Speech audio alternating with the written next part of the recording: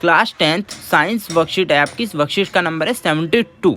आपकी 28 दिसंबर की यह वर्कशीट है। आप लोग देख सकते हो उस पर डेट सही से आपकी कितनी दी हुई है, 28 दिसंबर। तो स्टूडेंट्स सभी ध्यान से देखेंगे।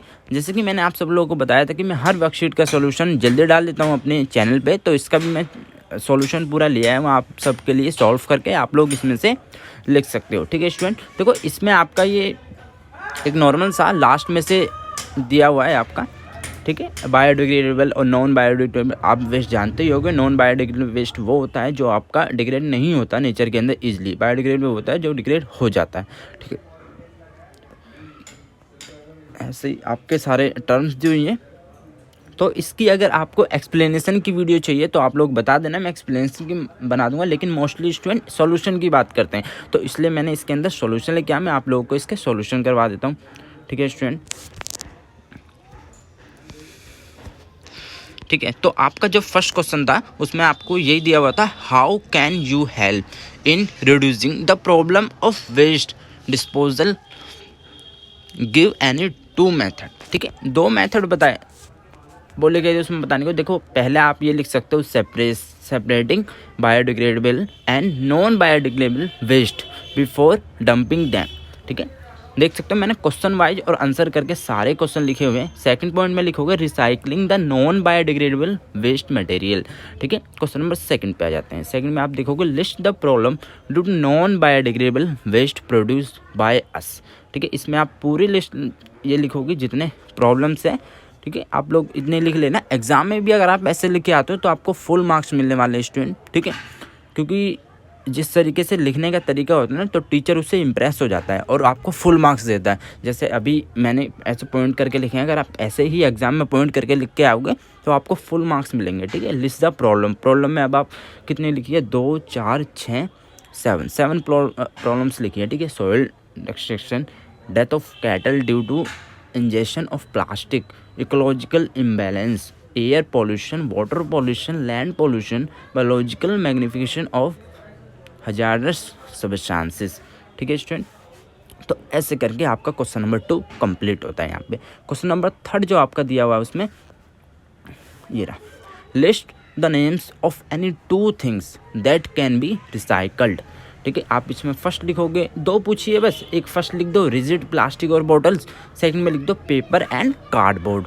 ठीक है स्टूडेंट, क्वेश्चन नंबर 3 भी आपका कंप्लीट होता है।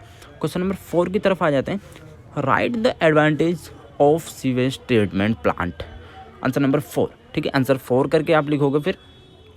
ठीक है, ये इतना ही complete. Advantage of sewage treatment plant are, first लिखोगे sewage treatment plant preserve the natural environment against pollution. Second में आप लिखोगे sewage treatment plant meet the standards set by the government for emitting pollutants and avoid heavily penalties. ठीक है, third आप लिखोगे it is simple and easy to install and require low operation and maintenance of the plant. Fourth लिखोगे installing और sewage treatment plant reduce risk to the public health and environment. ठीक है, अब देखो 5 में आ जाते हैं, if you say no to plastic bag then bag of which material you may use and why. ठीक है, ये कहना चाहते हैं अगर आप कहोगे नहीं हमें प्लास्टिक के बैग नहीं यूज करते हैं तो आप किस मटेरियल का बनाओ। देखो मैंने यहाँ पे 5 नाम दिए हैं। ठीक है, 5 में से अगर एग्जाम में आता नहीं क्वेश्चन, अगर आपने 3 भी लिख के आ गए आपको फुल मार्क्स मिलेंगे। ठीक है, मैंने 5 लिखे हैं क्योंकि 5 मोस्टली कोई लिखता नहीं है। आपने और वर्कशीट में भी देखा होगा, नहीं आपको मिलेंगे। ठीक है, मैंने यहाँ पे 5 लिखे हैं। आप इसमें से अगर 3 भी एग्जाम में लिख के आते हो, छोटे वाले कैनवास बैग, डेनिम बैग और जूट बैग। ठीक है, I step closer to plastic free. ठीक है, free world, make out of nature's scratches and vegetable wastage. ठीक है, इको फ्रेंडली बैग्स। तो ऐसे करके आप इसमें आंसर लिख सकते हो। इसमें से 3 भी लिख लेना आप। ठीक है, जो आपको सही लगे इसमें से 3 लिखकर अगर आप लिख के आते हो तो आपको फुल मार्क्स मिलेंगे। ठीक है स्टूडेंट, इसमें सिर्फ एक आधा ही पीछे था, विच मटेरियल में यूज एंड वाई। ठीक है,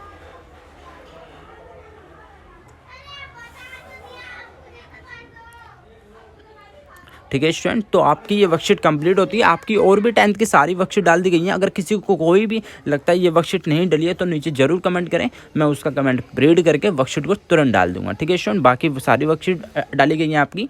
और हिंदी मीडियम में भी मैंने पोस्ट कर दिया है, तो जो स्टूडेंट हिंदी मीडियम को वो देख लेंगे। और क्लास 10th के सभी स्टूडेंट मुझे ये बताएंगे कौन स्टूडेंट 10th के बाद कौन सी स्ट्रीम लेना चाहता है, साइंस, आर्ट्स या कॉमर्स। ठीक है, मुझे जानना है मेरे चैनल पे कितने स्टूडेंट जुड़े हुए हैं जो साइंस कॉमर्स या आर्ट्स लेना चाहते हैं। ठीक है स्टूडेंट, मिलते हैं नेक्स्ट वर्कशीट में। Till then bye, be safe, stay healthy. जय हिंद, जय भारत। मेरी हार्ट बीट का रीजन तू, प्यार की